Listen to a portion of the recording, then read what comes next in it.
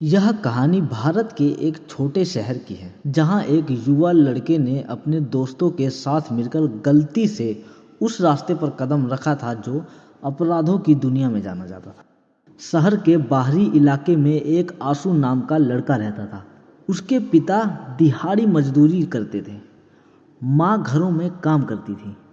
गरीबी और बेबसी ने बचपन में ही उसके मासूम दिल को कड़वाहट से भर दिया था। जब आशु 19 साल का हुआ तो उसने स्कूल जाना छोड़ दिया था और गलियों में बेवजह घूमा करता था। वहाँ उसकी दोस्ती कुछ गलत लड़कों से हुई। यह लड़के छोटी मोटी अपराधों में शामिल थे, जैसे चोरी, लूटपाट, चैन स्नैचिंग, जुआ, इन सब में शामिल थे।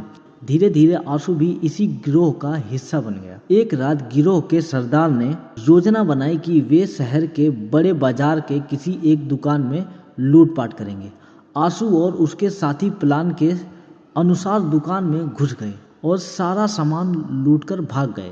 यह उनके लिए एक बड़ी सफलता थी। आशु को पहली बार लगा कि जल्दी पैसा कमाना कितना आसान है, लेकिन यह सिर्फ शुरुआत थी। अब ये गैंग बड़े बड़े अपराध करने लगा। आशु की जिंदगी पूरी तरह बदल चुकी थी। एक दिन गिरोह ने एक अमीर व्यक्ति के घर में डकैती करने की योजना बनाई, लेकिन इस बार उनकी योजना गलत हो गई।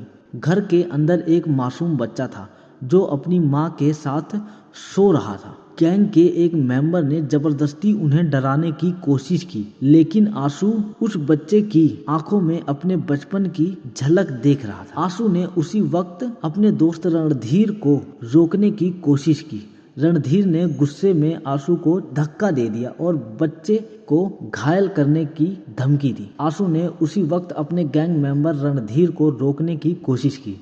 रणधीर ने गुस्से में आशु को धक्का दे दिया और बच्चे को घायल करने की धमकी दी। इस घटना ने आशु के दिल में एक तूफान खड़ा कर दिया था। घटना के बाद आशु को अपनी जिंदगी के फैसलों पर पछतावा होने लगा। उसने पहली बार अपने माता पिता के संघर्ष को समझा और महसूस किया कि उसने अपनी जिंदगी खराब कर दी। आशु ने साहस जुटाकर पुलिस के सामने आत्मसमर्पण कर दिया। आशु ने पूरा साहस जुटाकर पुलिस के सामने आत्मसमर्पण कर दिया, अपना सब कुछ बता दिया। उसने गिरोह के हर सदस्य के नाम पुलिस को बताया और बाकी गैंग को पकड़वाने में मदद की। पुलिस ने आशु को सुधार गृह भेजा। वहां उसने पढ़ाई फिर से शुरू की और अपने जीवन को सही रास्ते पर लाने की कोशिश की। 3 साल बाद जब वह अपने घर लौटा तो वह पूरी तरह बदल चुका था। आशु ने अपने अनुभव के बारे में दूसरों को बताया ताकि कोई युवक अपराध के